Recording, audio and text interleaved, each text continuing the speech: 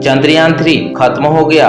ये मैं नहीं बल्कि life science, India today, business today ऐसे कई सारे न्यूज एंड साइंस आउटलेट बोल रहे हैं। दरअसल जैसा कि आपको पता होगा कि 4 सितंबर 2023 को इसरो ने चांद की सतह पर अपना लास्ट टेस्ट परफॉर्म किया था, जिसमें उन्होंने विक्रम लैंडर को 40 सेंटीमीटर ऊपर उठाकर फिर से रीलैंड करवाया था और इस टेस्ट के बाद विक्रम लैंडर को 22 सितंबर 2023 तक यानी नेक्स्ट लूनार डे तक स्लीप मोड पर डाल दिया था। बट 22 सितंबर 2023 को चंद्रयान 3 को रीएक्टिवेशन सिग्नल भेजने के बावजूद भी आज तक इसरो के चंद्रयान 3 से कोई भी कम्युनिकेशन स्टेब्लिश नहीं हो पाया है। इसरो के चीफ यश सोमनाथ और इसरो के director space application centre Nilesh Desai, इन दोनों ने ये क्लियर कर दिया था कि इसके रीएक्टिवेट होने के चांस सिर्फ 50% ही है और वो भी केवल 13 सितंबर तक अगर हो पाया तो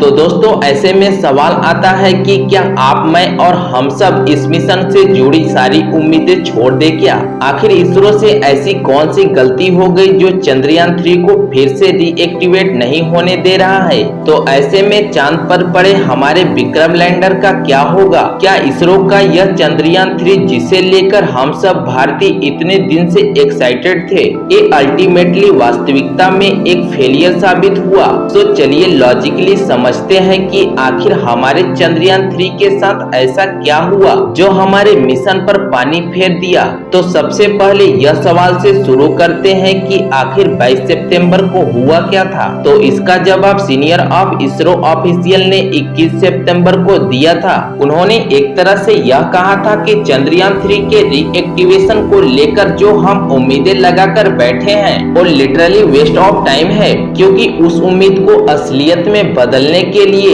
एक मेजर कंपोनेंट जो चंद्रयान 3 में होना चाहिए था वो उन्होंने उसमें लगाया ही नहीं था। दरअसल इसरो ने अपने मिशन के लिए जो सोलर पावर बैटरी यूज की थी वो सिर्फ -18 डिग्री जितना ही टेम्परेचर झेल सकती थी, पर लूनार नाइट के दौरान मून का टेम्परेचर ऑलमोस्ट -240 डिग्री तक गिर जाता है। अब ऐसे में विक्रम और प्रज्ञान को स्लीप मोड में डाला गया तो नेचुरली बिना इलेक्ट्रिसिटी के टेम्परेचर मेंटेन करना पॉसिबल नहीं था। अब इतने कम टेम्परेचर में बैटरी में केमिकल रिएक्शन स्लो हो जाते हैं और उसका ओवरऑल परफॉर्मेंस रिड्यूस हो जाता है। बेसिकली इतने कम टेम्परेचर में बैटरी में मौजूद आयन से भरा लिक्विड जिसे हम इलेक्ट्रोलाइट कहते हैं वही फ्रीज हो जाता है। जब चार्ज पार्टिकल फ्रीज हो जाएंगे तो उसका फ्लो भी थम जाएगा और उनका मूवमेंट भी नहीं होगा, तो एक दूसरे से टकराकर रिएक्ट भी नहीं करेंगे,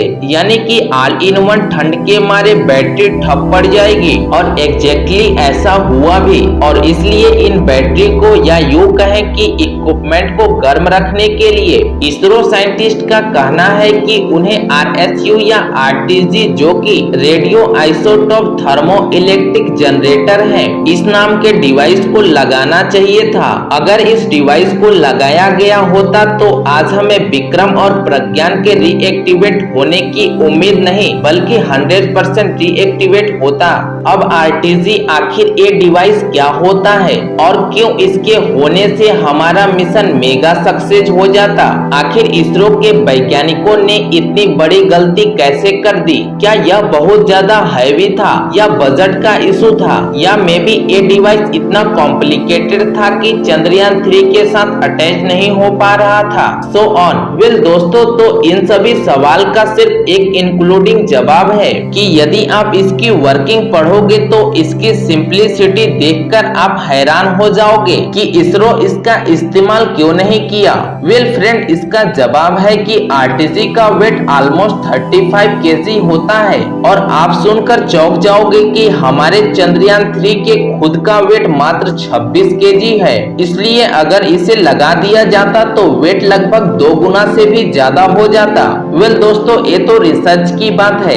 इसरो के इस मिशन में सिर्फ 3 ऑब्जेक्टिव अचीव करने थे। जो फर्स्ट था चांद की सतह पे सॉफ्ट लैंडिंग करवाना, सेकेंड प्रज्ञान रोवर की कैपेसिटी को डिमोन्स्ट्रेट करना, थर्ड चांद की सतह पर कुछ साइंटिफिक एक्सपेरिमेंट करना। इन तीनों ऑब्जेक्टिव में से पहले 2 ऑब्जेक्टिव आसानी से अचीव कर लिए गए, पर रही बात थर्ड ऑब्जेक्टिव की, तो सेंस उसमें इसरो ने सिर्फ एक्सपेरिमेंट कंडक्ट करने की बात की है। सो ये ऑब्जेक्टिव भी कहीं ना कहीं मीट हुआ है। ऐसे में हमारा चंद्रयान 3 मिशन सक्सेसफुल हुआ है, इसमें कोई दो राय नहीं है। अब वहाँ की सारी जानकारी हमारे चंद्रयान 4 मिशन के लिए काफी फायदेमंद होगा। आपको क्या लगता है, चंद्रयान 3 फिर से स्लिप मोड से उठ पाएगा? अपनी राय कमेंट बॉक्स में जरूर लिखना। अगर इस वीडियो से आपको कुछ भी नया सीखने को मिला हो तो एक लाइक करने के साथ दोस्तों के पास शेयर जरूर कर देना और साथ ही चैनल को सब्सक्राइब जरूर कर लेना। मिलते हैं अगली वीडियो में, तब तक के लिए जय हिंद, वंदे मातरम।